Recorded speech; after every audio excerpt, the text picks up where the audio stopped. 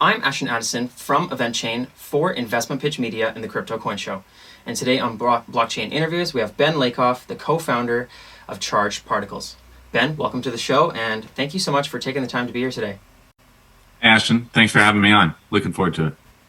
Likewise, I'm really excited to dive into Charged Particles, what you're doing in the NFT space now, and some of the solutions that you're providing. And I would love for you to just kick it off with an overview and the focus of those solutions from Charged Particles, and then we can dive into the details. Yeah, sure. So Charged Particles is an NFT protocol that allows you to put other assets inside of your NFT. So it's still an ERC 721 standard ERC, standard NFT, but you're able to, in a programmatic way, put other assets inside of it. So this can be ERC20 tokens, so anything, speculative tokens, social tokens, LP tokens from Uniswap V2. This could be other NFTs, so you can kind of create this Russian doll of NFTs locked within NFTs. And then the third category is still ERC20, but also these would be DeFi interest-bearing assets. So we have integrations with Aave and Compound, so you're able to have an asset containerized into this NFT, earning yield all within one. So it creates this really awesome token mechanic that we're super excited about. Mm-hmm. Definitely, and yeah, this really does take NFTs to the next level. You know, for all these people that are just getting involved in the crypto space right now, seeing like, oh, and, you know, NFTs, you can collect them, and you know, a lot of people sort of see them as just digital art right now, but you can really turn these into financial products and have so much more functionality. You know, in terms of the NFT space, when you started Charged Particles and you were looking at NFTs, did you see issues with the way that NFTs were built right now, or is it really just that they're just lacking the functionality and they needed to move it to the next level? Yeah, it's more of the latter, and I can't take credit for the idea behind Charged Particles. So Rob Secord, he was the founder, visionary. He's been thinking about this thing since late 2019. So we had a proof of concept early 2020. We grabbed the Twitter handle DeFi NFT in February of 2020. So this is before DeFi summer, so before a lot of people knew about DeFi, and long before, you know, this latest NFT boom. So Rob had a ton of incredible foresight of thinking what an NFT would look like if it could had this additional functionality and could do so much more. So yeah, he definitely deserves all the credit there. That's for sure. Mm-hmm. Very cool. And you mentioned a couple different, you know, kind of financial products that you can build, and you did mention there that you can take NFTs and you can create other ERC20 and fungible tokens. Can you talk about, you know, how exactly does that work, and sort of what is the purpose behind creating tokens within your NFT? Yeah, sure. Well, when, like you said in the beginning, like most people hear NFT and they think digital art. They think people, 69 million, this crypto art, this crazy thing that's going on. And that's fine. I think it's a bit of a like Trojan horse to get more people into crypto. So overall, you know, it is what it is. But it's important to know that NFTs are not just crypto art. So NFT stands for non-fungible token. So it's a token that is not fungible. So it's actually almost easier to say what is not a non-fungible token, which is only fungible tokens, which are basically only security or only privacy coins, because 1 equals 1. But all the rest have a bit of non-fungibility, a bit of uniqueness associated with that token. So when you broaden the scope of what is an NFT, not just art, and you start thinking of, okay, well, literally any unique digital item represented on the blockchain is an NFT, then you can start to think of all these other use cases. And then when you view those use cases, those other types of NFTs, and the ability to turn it into a container to hold other assets in a programmatic way, well, it starts to look very different.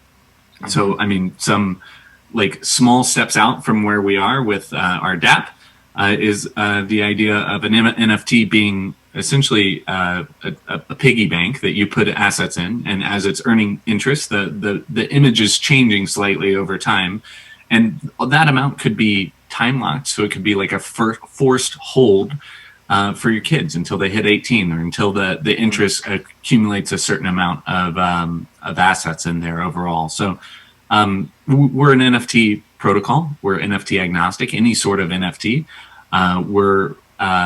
We do have a DApp that went live earlier this year in February. We've had $2 million of NFT sales, people trying out new different things with their NFT. So we had an NFT filled with 14 other NFTs and some social tokens sell for 42 ETH about a month ago.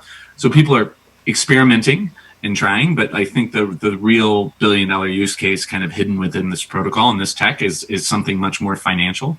And this is why we're doing hackathons and really encouraging the community, people that understand this a lot better. I have a CFA, I understand a lot of these things, but not like the intricacies of what bleeding neck problem this NFT fit into this could actually solve.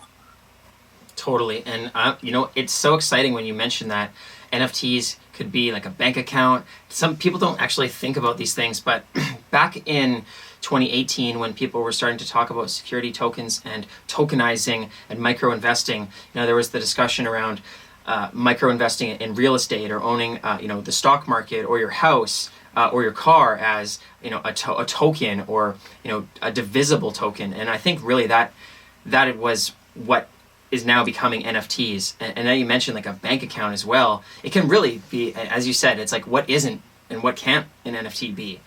So the possibilities do really seem endless, and it's really exciting for charged particles to be, this like open-ended platform. And you mentioned NFT agnostic. Are you guys really just building it out for, any kind of use case and try to keep it as open-ended as possible? Or did you really see some first use cases in terms of the early adoption and what's going to really kick off, a more widespread adoption of adding in more functionality to NFTs? Yeah. So, I mean, some use cases, like Navigati, for example, is an example of what this would look like as a game, right? You have different assets that are represented as a game. It's a wearable, it's a character, it's an avatar, all being able to earn, like you deposit real assets inside of, earn interest and change that in rarity or in value or whatever in the game. So this is a use case, but we chose to go with crypto art as a good way of like, let's experiment, let's try out different aspects. I mean, we've seen a lot of experimentation, and this is exactly what we want, because every time we have a conversation, people are their brain is exploding with ideas, and it's like, holy crap, you mean I could have an NFT, I could sell it to my audience, I could fill it full of my social tokens, I could time lock that for a year so they can't even pull it out.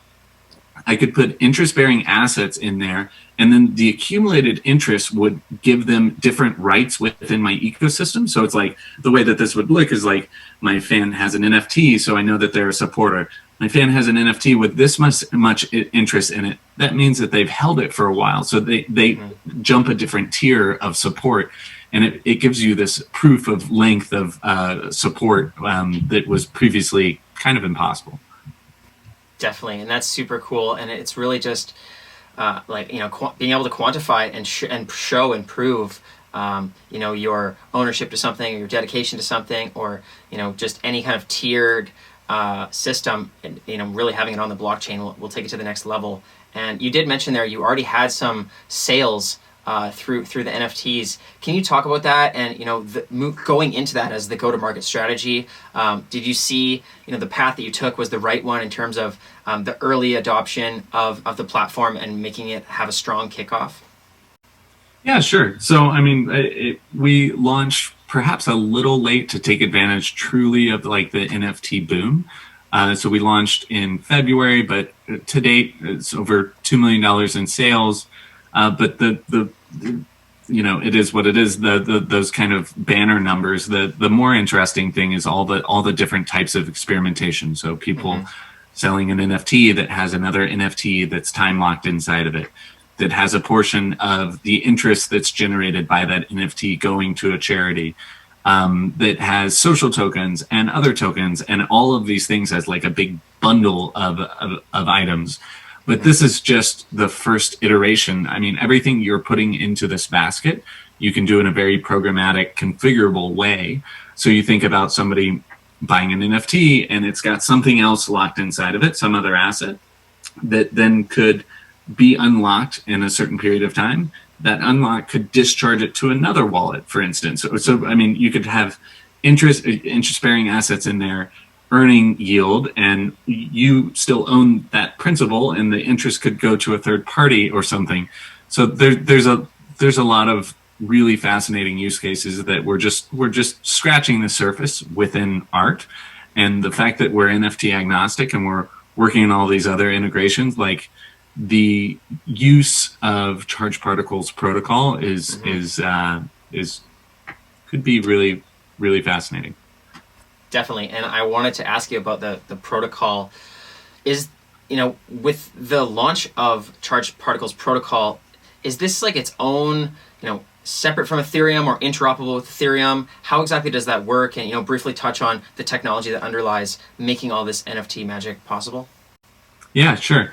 So it's a mess of smart contracts built on Ethereum. So I mean, technically we're blockchain agnostic. We could deploy on another blockchain, but where are all of the NFTs and DeFi right now? Well, it's on layer 1 Ethereum. So we've already deployed on Polygon. That goes live in 2 weeks from now. But yeah, it's the technology behind it is we are giving each NFT its own smart wallet. Using smart contracts that allows it to hold other assets. So this ability, I mean, this is what we're focusing on.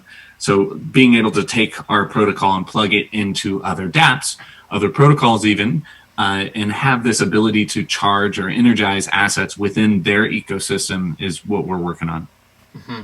Very cool. And I was reading that there are some fungible tokens as well that integrate with the charged particles protocol and sort of make the NFT platform work. And there's the IONX token. Can you touch on that? How it's involved with, is it necessary for creating the NFTs? How else is it used within the protocol? And does it create a sustainable ecosystem for the participants in charged particles? Yeah, good question. So first I'll comment on the name. So if you'll notice with a lot of our theming, it sticks to the standard model of particle physics. So like within the ecosystem, we have each NFT that you create is a proton. Our community is photon. We have lepton, which is a yield multiplier NFT. There's a lot of different names, but they all stick to this theme, which is pretty cool. So what we wanted it to be was ION, but Microsoft actually has their own token called ION. So we've called it IONX. IONX is the governance token of the charged particle protocol. So we believe in progressive decentralization, and this is the first step. So we have a number of community members, and we want this protocol to be owned by the community and governed by the community, and this is the first step for sure. So right now there are no fees at the dApp or at the protocol level, but obviously with decentralized voting, this is one of the votes that could pass, and we could turn on that fee bucket whenever we're ready. Very cool, and thank you for that, Ben. And it seems like your team's doing really well so far with the launch of the dApp and the NFT sales so far. Can you talk about what are the next steps for you, and the major milestones that you're looking to achieve in the near future throughout the summer of 2021 to take charged particles to the next level? Yeah, definitely. So this is being recorded the 27th of May. So sorry, you'll see how quick Ashton is at editing this and publishing this out. But on the 31st of May, we IDO, so this is the public release of IONX, our governance token. 1 week later, we'll actually launch on Polygon. So most of these things, I mean, they've been in final testing for a number of weeks, so it's finally just unveiling it to the world. And then the following week, the 14th, we'll go live with our NFT liquidity mining. So first of its kind liquidity mining within your NFT, and we've got these lepton NFTs within our ecosystem. It's pretty cool. I'm not going to go way into the details, but you deposit this NFT into your NFT that you're liquidity mining and get boosted rewards. That's kind of the cliff notes. So these are the next things, like in the next couple weeks, that's for sure. But then it's really about broadening adoption of charged particle protocol. So we're in the initial talks, or kind of midway through talks, with a number of other NFT protocols and initial games. We have a very vibrant community of people giving out great ideas. And ultimately, I mean, the community's everything, and seeing what crazy ideas that we could never even think of start to get built on top of charged particles is the really, really exciting part. Definitely, that's very exciting, and I'm curious. Part of your marketing strategy in getting to that widespread adoption, you mentioned building some partnerships, potentially other major artists or NFT creators or potential games, or do you see the financial incentives themselves of being able to monetize and have these financial products within the NFTs enough to drive more adoption, or will it be a combination of all of that? A combination, and we're at the phase, we're pre-product market fit with a crazy, awesome solution that's going to be super useful.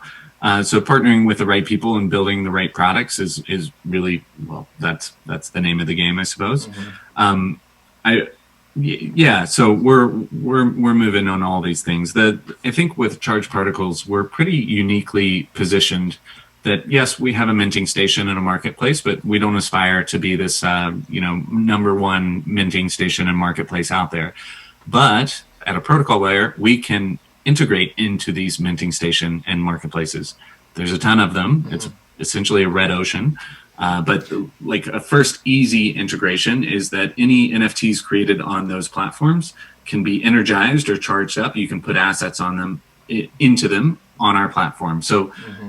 This phase 2 becomes charged particles is the charging station, but put things inside of your NFT, and the window, like see what's inside your NFT.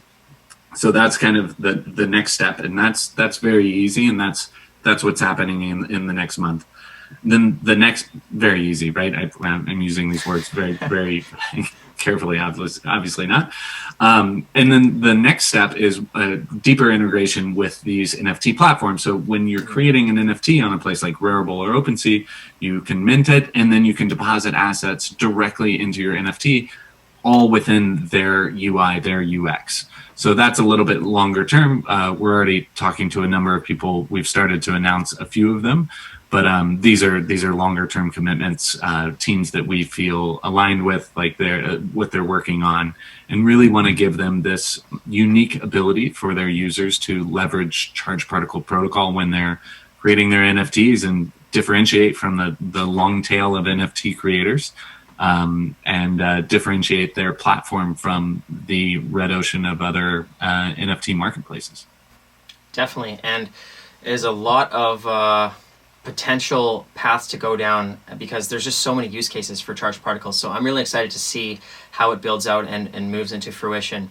And but for now, for the viewers that are looking to get involved right now, learn more about charged particles protocol, about IONX token, and how they can start minting and use all this functionality, what's the best way for them to get involved?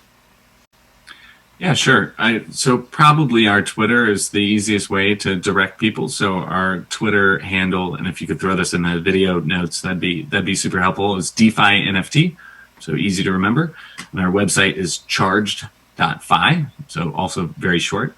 But yeah, that would be the best way to find out about what we're doing with charged particles. And then we have an open platform, so you can go to our DApp and you can mint an NFT. We don't charge any fees. You'll have to pay Ethereum gas fees, but then you can start doing more with your NFTs and doing these crazy things and pushing the limits of what an NFT looks like as an art NFT. And soon we'll be rolling this out to other NFT platforms as well. Very exciting, Ben. And yes, I will leave those community links in the description box below. All the best on the IDO, the upcoming releases in the protocol. I will be looking to utilize it myself and try out all of these interesting and innovative products. And I'm really excited to see how this grows, because I think this is sort of the future and NFTs 2.0, and really now that everyone is starting to learn about this outside of cryptocurrency, and they're going to see the potential in how this is going to revolutionize the world. So it's very exciting. So thank you so much for coming on the show. All the best with the charged particles moving forward, and let's follow up in the near future. Awesome. Ashton, really appreciate you taking the time, and thanks for having me on.